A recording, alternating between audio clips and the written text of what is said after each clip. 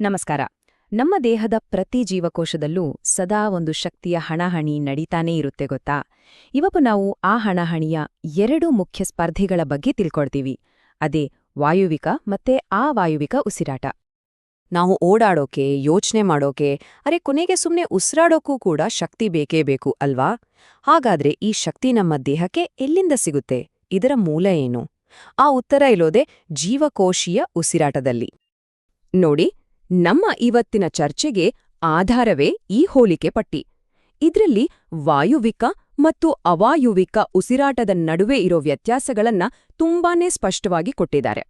ಸರಿ, ಹಾಗಿದ್ರೆ ಬನ್ನಿ ಒಂದೊಂದೇ ಅಂಶವನ್ನಾಗಿ ಎತ್ತುಕೊಂಡು ನೋಡೋಣ. ಅಂದ್ರೆ ನಮ್ಮ ಜೀವಕೋಶದ ಮಟ್ಟದಲ್ಲಿ ಶಕ್ತಿ ಪಡೆಯೋಕೆ ಎರಡು ಮುಖ್ಯ ದಾರಿಗಳಿವೆ. ಇವೆರಡನ್ನೂ ನಾವು ಎರಡು ಸ್ಪರ್ಧಿಗಳು ಅಂದ್ಕೊಂಡು ಇವುಗಳ ನಡುವೆ ಇರೋ ವ್ಯತ್ಯಾಸ ಏನು ಅಂತ ಅರ್ಥ ಮಾಡ್ಕೊಳ್ಳೋ ಪ್ರಯತ್ನ ಮಾಡೋಣ. ಸರಿ, ಹಾಗಾದ್ರೆ ಈ ಶಕ್ತಿಯ ಹಣಾಹಣಿಗೆ ಇಳಿದುಬಿಡೋಣ. ಒಂದು ಕಡೆ ಇದೆ ನಮ್ಮ ಮೊದಲ ಸ್ಪರ್ಧಿ ವಾಯುವಿಕ ಉಸಿರಾಟ, ಮತ್ತೊಂದು ಕಡೆ ಅದರ ಎದುರಾಳಿ ಅವಾಯುವಿಕ ಉಸಿರಾಟ.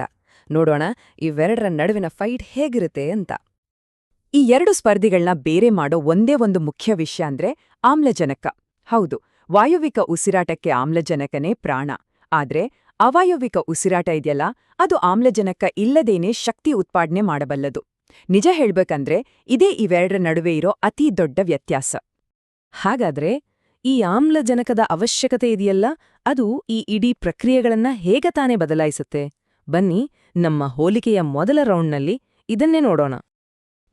ಇಲ್ಲಿ ಮುಖ್ಯವಾದ ಪಾಯಿಂಟ್ ಏನಪ್ಪಾ ಅಂದ್ರೆ, ಒಂದು ಪ್ರಾಸೆಸ್ ಪೂರ್ತಿಯಾಗಿ ಆಮ್ಲಜನಕವನ್ನೇ ನಂಬ್ಕೊಂಡಿದೆ, ಇನ್ನೊಂದು ಆಮ್ಲಜನಕ ಇಲ್ಲದಿದ್ರೂ ಆರಾಮಾಗಿ ತನ್ನ ಕೆಲ್ಸ ಮಾಡ್ಕೊಂಡು ಹೋಗುತ್ತೆ.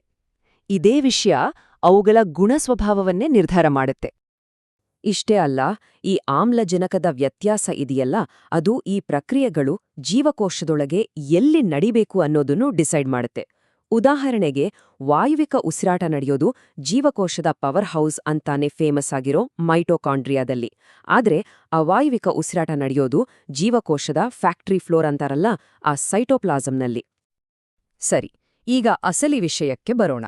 ಅಂದ್ರೆ ಈ ಎರಡೂ ಪ್ರಕ್ರಿಯೆಗಳಿಂದ ಕೊನೆಗೆ ಸಿಗೋ ಎನರ್ಜಿ ಎಷ್ಟು? ಅಷ್ಟಕ್ಕೂ ಈ ಪ್ರಕ್ರಿಯೆ ಮುಗಿದ್ಮೇಲೆ ಉಳಿಯೋದಾದ್ರೂ ಏನು? ಇವೆರಡರಿಂದ ಸಿಗೋ ಶಕ್ತಿಯಲ್ಲಿ ಅಜಗಜಾಂತರ ವ್ಯತ್ಯಾಸ ಇದೆ. ಅಂದ್ರೆ ವಾಯುವಿಕ ಉಸಿರಾಟದಿಂದ ತುಂಬಾನೇ ಜಾಸ್ತಿ ಶಕ್ತಿ ಸಿಗುತ್ತೆ, ಆದ್ರೆ ಅವಾಯುವಿಕ ಉಸಿರಾಟದಿಂದ ಸಿಗೋದು ತುಂಬಾನೇ ಕಡಿಮೆ ಶಕ್ತಿ. ಅಜಗಜಾಂತರ ಅಂದ್ರೆ ಅಷ್ಟು ವ್ಯತ್ಯಾಸ.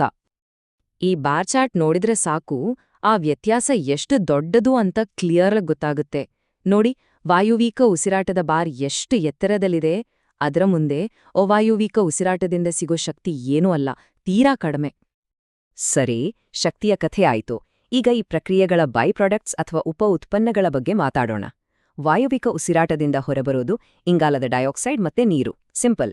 ಆದ್ರೆ ಅವಾಯುವಿಕ ಉಸಿರಾಟದಿಂದ ಬರೋದು ಎಥೆನಾಲ್ ಮತ್ತು ಇಂಗಾಲದ ಡೈಆಕ್ಸೈಡ್.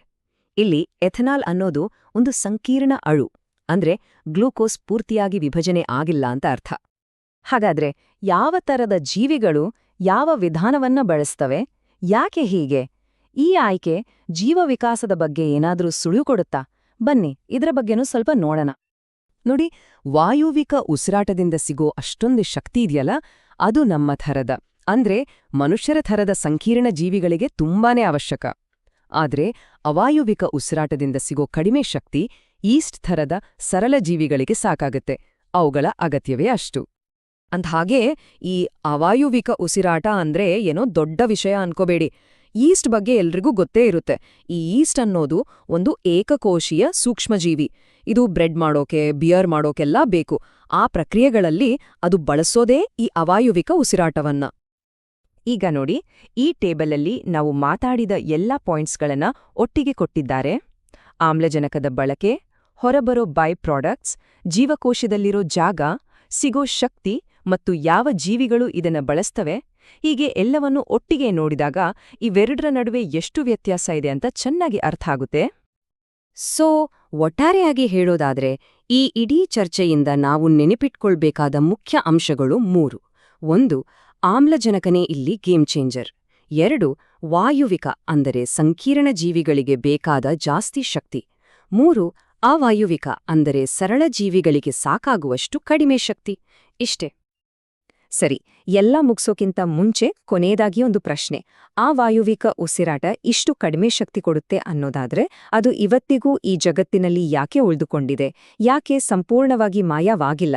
ಅಷ್ಟೊಂದು ದಕ್ಷತೆ ಇಲ್ಲದಿದ್ರೂ ಅದರದ್ದೇ ಆದ ಏನಾದ್ರೂ ವಿಕಾಸಾತ್ಮಕ ಪ್ರಯೋಜನಗಳಿರಬಹುದಾ? ಯೋಚನೆ ಮಾಡಿ.